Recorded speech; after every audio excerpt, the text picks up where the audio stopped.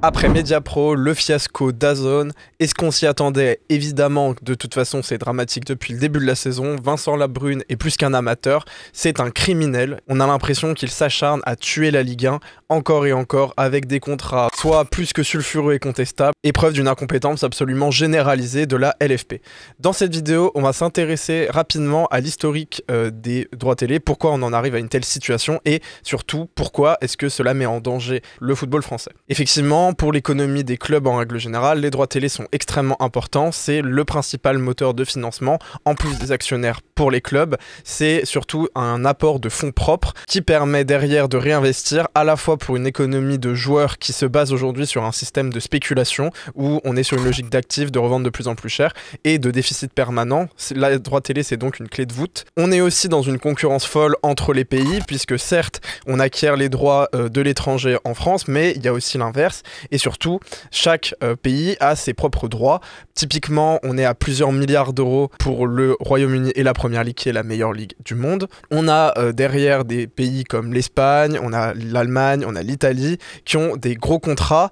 Et faut quand même réaliser qu'il y a un écart absolument gargantuesque entre nous, qui sommes un peu les petits poussets du top 5, et je suis même pas sûr qu'on puisse parler d'ailleurs de top 5, où nous, on est autour de 600 à 800 millions. On a failli atteindre le milliard avec Mediapro, et d'ailleurs, c'est là qu'on peut voir le principal drame. Jusqu'à présent, c'était un mix entre Canal et ensuite beIN, plus ou moins les mêmes propriétaires que le PSG. C'était peut-être pas phénoménal en termes de rentrée d'argent. En revanche, on était sur une logique plutôt saine, on était sur des diffusions qui avaient plutôt de la qualité, des commentateurs qui s'y connaissaient, des formats qui plaisaient, des abonnés et surtout une visibilité qui attirait derrière des licenciés. Mediapro, c'était la tentation d'un nouvel acteur, c'était la tentation d'atteindre le milliard et même plus, mais c'était surtout un risque qui a été mal considéré par la LFP et finalement on accepte un deal qui nous met en grande difficulté par rapport à Canal, puisque Canal s'est brouillé à la suite de ça, ils ont trouvé la situation absolument scandaleuse.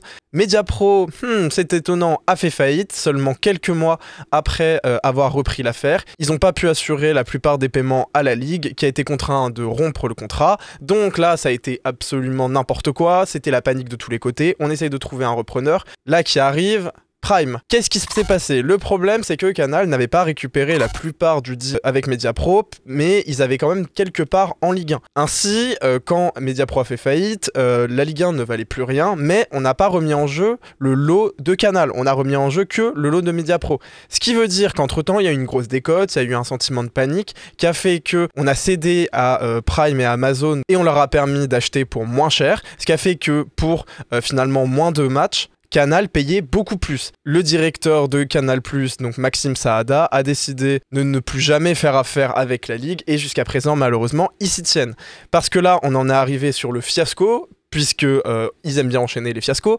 2024-2029, la Ligue qui se dit ok bon maintenant vers qui on va se tourner, Prime qui se dit ouais non en fait on va pas y retourner nous, Canal qui veut toujours pas, beIN qui certes était prêt à mettre un petit peu d'argent mais pas tout, et surtout il y avait une grosse frilosité de la part des autres dirigeants qui avaient peur d'une mainmise absolue du PSG sur la Ligue. On a un nouvel acteur qui arrive en la présence de DAZN. Alors si nous on les connaissait pas, ils étaient très connus dans les autres ligues puisqu'ils disposent de beaucoup de compétitions. Et malheureusement, ils ont surtout été connus pour un drame, à savoir qu'ils ont une tendance à faire exploser les tarifs un peu partout où ils passent. À ce moment-là, bon, il y a une grande bataille qui se passe et au dernier moment, on finit par céder à un deal qui atteint même pas les 650 millions, encore moins que ça, donc une grosse chute qui fait qu'on a été complètement décroché par rapport aux autres compétitions et dans le même temps, on a signé un accord absolument catastrophique, c'est quasiment de la corruption, avec le CVC, qui est un fonds privé, qui ont apporté des liquidités directement au club, ce qui leur a permis à un instant T d'essayer d'investir un peu plus,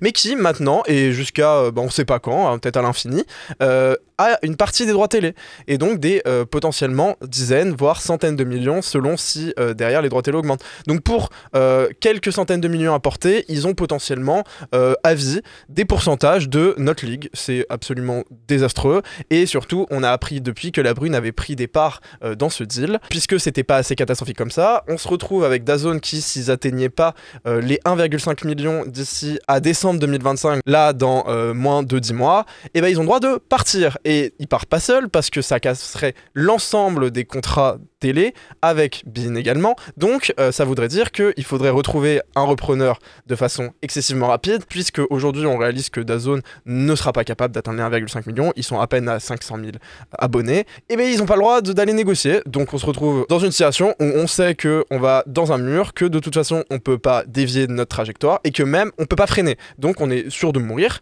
On en arrive à 2 points. Un amateurisme toujours plus profond de la part de DAZN qui vient, après avoir décoté son tarif encore et encore, à la fois pour les étudiants, ce qui est bien, mais globalement, après avoir mis des prix à presque 40 € par mois, on se retrouve progressivement avec un prix qui passe à 30 et maintenant à 15. Au départ, c'était une offre temporaire, maintenant c'est presque total. Et là, on se retrouve pour un menu Golden pour un peu plus de 100 000 personnes, je crois que c'était 150 000. Menu Golden, le pass fin de saison offert. Donc voilà, c'est un deal qui est génial pour McDo, j'en doute pas. Mais comment tu peux faire confiance à une entreprise qui décote à ce point-là ses tarifs? C'est-à-dire que toi, tu payes 15 € pour un produit et on t'annonce derrière, vraiment potentiellement quelques jours après, qu'au final, ce service, eh ben, il est gratuit. Voilà, donc c'est n'importe quoi, ça tue totalement la confiance. J'ai l'impression que DAZN sait que de toute façon, c'est fini pour eux. Ils atteindront jamais les 1,5 million. Et est-ce que c'était même pas un objectif? On sait que grâce à ce produit, ils ont pu essayer d'avoir un apport en capital de la part de l'Arabie Saoudite. Bon, pour le moment, ça se fait pas, mais c'est pas impossible et on se dit peut-être que c'est une stratégie de la part de DAZN de s'être valorisé pour derrière se revendre. Pourquoi c'est si dramatique? Bah déjà, on est globalement sur environ un tiers des revenus des clubs qui sont donnés chaque année par les droits télé. Bon, les grands clubs qui sont solides ont un pourcentage qui est plus faible parce qu'ils ont à la fois des revenus marketing, des revenus de vente, ils ont également la billetterie, enfin ils ont beaucoup de choses. Ça fait que par exemple le PSG est autour de 25%, on est du coup crescendo entre 30, 40 et c'est là qu'on en arrive à un stade dramatique, c'est que les plus petits peuvent aller jusqu'à 70%. Qu'est-ce que ça veut donc dire? Ça veut dire que plus les droits télé vont baisser et plus on est sur un risque total de faillite des clubs français et pas des gros clubs français, des petits. Et c'est aussi par les petits clubs français qu'on a la possibilité d'avoir des nouveaux licenciés qui arrivent, qu'on a aussi une histoire qui se fait avec le foot. Ça veut donc dire qu'en ce moment on est en train de tuer le football à la racine. Les clubs les plus clinquants vont résister, mais quid de l'âme du football français? Est-ce qu'il n'est pas en train de mourir dans les bras d'hommes d'affaires complètement corrompus et qui n'ont que l'argent en ligne de mire? Je crois que oui. Merci.